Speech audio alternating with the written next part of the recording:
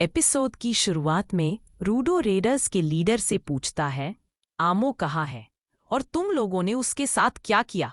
एंज हंसते हुए रेडर से कहता है, हम लोग तुम्हारे रूडो को पकड़ने वाले प्लान में बोनस गिफ्ट बनकर आ गए हैं। गीता मजाक में एंज से पूछती है, क्या हम लोग बोनस है? रियो बोलती है, सभी को फ्री की चीजें पसंद होती हैं। गीता हंसकर कहती है, सही कहा यार, सुनने में तो बड़ा अच्छा लग रहा है। तभी जांगा बीच में बोलता है, ये सिचुएशन को हल्का करने का टाइम नहीं है। अब एंज इन सब रीडर्स से पूछता है, क्या सीन चल रहा है। रीडर्स का लीडर रूडो की तरफ देखकर कहता है, ग्राउंड पर जितने भी लोग हैं वो हमेशा हाई अलर्ट पर रहते हैं। यही वजह है कि ये सारे क्लीनर्स तुम्हें अकेला नहीं छोड़ते और यही कारण है कि वो अब भी तुम्हारे साथ है। वो आगे बताता है कि उसने पहले से ही सब कुछ प्लान कर लिया था। अचानक टनल से बहुत सारा कूड़ा बहकर आता है और कोई रूडो को पकड़ लेता है। क्लीनर्स उस कूड़े में फंस जाते हैं और बहने लगते हैं। सांका अपने स्टाफ की मदद से किसी तरह खुद को रोक लेता है। एंज भी अपने सफेद इंस्ट्रूमेंट पर बैठा होता है और कूड़े को गुजरने दे रहा होता है। कूड़े की वजह से सब लोग अलग अलग दिशाओं में बिखर जाते हैं। अब सीन बदलता है। रूडो देखता है कि उसके सारे साथी गायब हैं।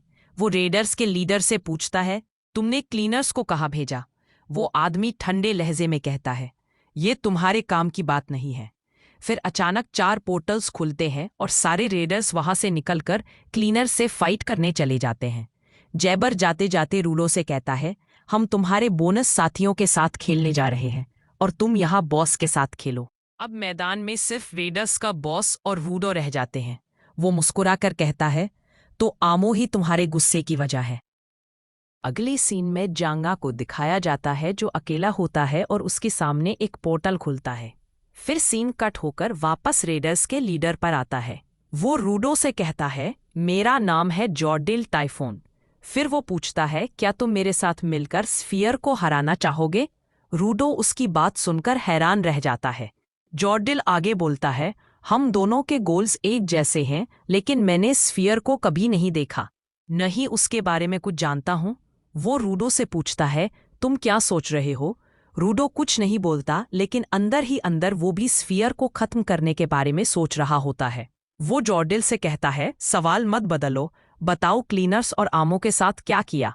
जॉर्डिल उंगली उठाकर कहता है, अब तुम टॉपिक बदल रहे हो, मैंने तुम्हारे सवाल का जवाब दे दिया है, अब तुम्हारी बारी है। रूडो सोच में पड़ जाता है, इस आदमी से बात करना इतना मुश्किल क्यों है? वो कहता है, जरूरत पड़ी तो मैं तुमसे लड़ने के लिए तैयार हूं। जॉर्डिल मुस्कुराकर पूछता है, क्या तुम क्लीनर्स और आमो की इतनी फिक्र करते हो? आखिर तुमने क्लीनर्स को ज्वाइन ही क्यों किया? रूडो जवाब देता है, मैंने क्लीनर्स को इसलिए ज्वाइन किया ताकि मैं स्फीयर पर वापस जा सकूं। जॉर्डिल हंसकर कहता है, तुम्हें सच में लगता है वो तुम्हें वापस ले जाएंगे? उनका काम लोगों को स्फीयर पर भेजना नहीं है। वो बस तुम्हारी मदद इसलिए कर रहे हैं क्योंकि तुम्हारा मकसद फिलहाल उनके काम से मिलता है। वो आगे कहता है, जिस तरह चीजें चल रही हैं, मुझे लगता है तुम दोस्ती से ज्यादा कुछ चाहते हो। अब सीन कट होता है।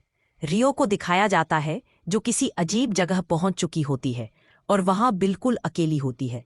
वो सोचती है, बाकी सब कहाँ गए? वो आवाज लगाती है, कोई है यहाँ? तभी उसके सामने एक पोर्टल खुलता है और उसमें से एक रेडर बाहर आता है। फिर अगले सीन में एंज के सामने भी एक रेडर आता है। फिर ब्रोसेंटा और डियसा के सामने भी वही रेडर दिखाई देता है। आखिरी सीन में जैबर जांगा के सामने खड़ा होता है। वो कहता है, काफी वक्त हो गया तुमसे मिले। जांगा तुरंत अपना वाइट इंस्ट्रूमेंट तैयार कर लेता है और जैबर भी अपनी तैयारी कर लेता है। जांगा के दिमाग में अब सिर्फ एक ही बात चल रही होती है, मारो या मरो। दोनों आमने सामने आते हैं और लड़ाई शुरू हो जाती है। लड़ाई के बीच जैबर कुछ अजीब हरकतें करता है और कहता है, ये आवाजें कैसी आ रही हैं? और तभी वो जाकर एक जगह बैठ जाता है। उसके बगल में कोई अजीब सी चीज होती है जो उबल रही होती है।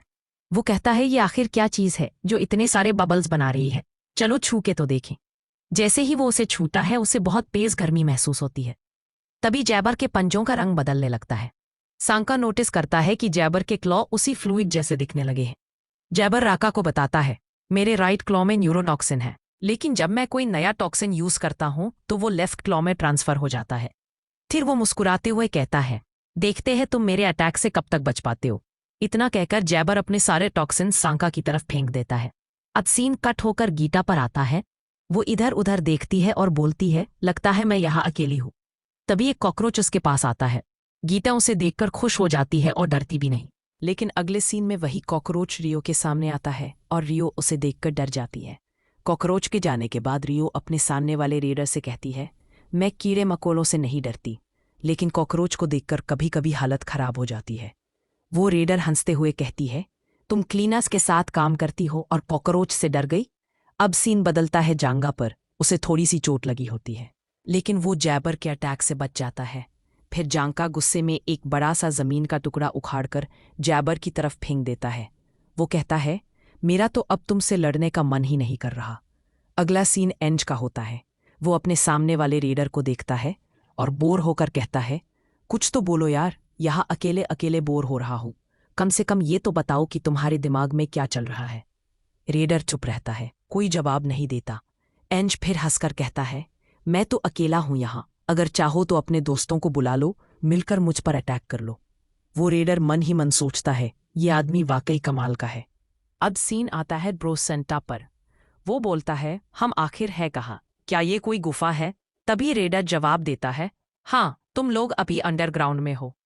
दूसरी तरफ रियो अपने कम्युनिकेटर से बात करने की कोशिश करती है, लेकिन वो काम नहीं कर रहा होता। वो सोचती है, शायद सिग्नल नहीं आ रहा क्योंकि हम अंडरग्राउंड में हैं। रेडर मुस्कुराते हुए कहती है, जॉर्डिल का पहला ऑर्डर यही था कि जो भी रूडो के साथ आए उसे हरा दो। वो अपना नाम बताती है, मेरा नाम है नोएडे। नोएडे बार बार रियो को स्मॉल किटन कहकर बुलाती है। रियो गुस्से में कहती है, मुझे किटन मत बुलाओ, मेरा नाम रियो है और वो ही ठीक है। नोएडे हंसकर कहती है, अगर तुम इस फाइट को सीरियस नहीं लोगी तो तुम्हारे दोस्तों को दिक्कत होगी। अब रियो भी तैयार हो जाती है और अपना वाइट इंस्ट्रूमेंट निकाल लेती है। वो नोएडे पर अटैक करती है। नोएडे अटैक को डैज कर लेती है, लेकिन रियो नोटिस करती है कि नोएडे का वाइट इंस्ट्रूमेंट एक कंघी जैसा है। वो कहती है, मतलब तुम अपने बालों से फाइट करती हो? रियो फिर से अटैक के लिए आगे बढ़ती है। अगला सीन जांका का है। वो बोलता है, मुझे पता है जैबर अभी भी जिंदा है, छुपना बंद करो और सामने आओ। लेकिन जैबर की कोई आवाज नहीं आती। जांका सोचता है, इतनी जल्दी तो मैंने उसे हरा नहीं दिया होगा। वो जाकर चेक करता है और देखता है कि जैबर पत्थरों में फंसा हुआ है। फिर जैबर धीरे धीरे बाहर निकलता है। सांका देखता है कि उसका वाइट इंस्ट्रूमेंट अब और भी बड़ा हो गया है। जैबर हंसकर कहता है, तुमने मुझे मेरे फुल पोटेंशियल पर फाइट करने पर मजबूर कर दिया। जांका थोड़ा हैरान होकर सोचता है, मतलब ये अब तक अपनी पूरी ताकत से लड़ ही नहीं रहा था। जैबर कहता है, अब तुम्हारी बारी है फुल पावर में फाइट करने की। अब सीन वापस रियो पर आता है। वो कमजोरी महसूस कर रही होती है। वो कहती है, उसके बालों को छूते ही अजीब सा दर्द हो रहा है, पर उसके बाल तो सिल्की भी नहीं है। नोएडे समझाती है, अगर प्लास्टिक की कंघी बालों पर बार बार चलाई जाए तो उससे स्टैटिक इलेक्ट्रिसिटी बनती है। मेरा वाइट इंस्ट्रूमेंट भी प्लास्टिक से बना है। अब नोएडे के बालों से बिजली जैसी चिंगारियां निकल रही होती हैं और इसी के साथ एपिसोड खत्म हो जाता है।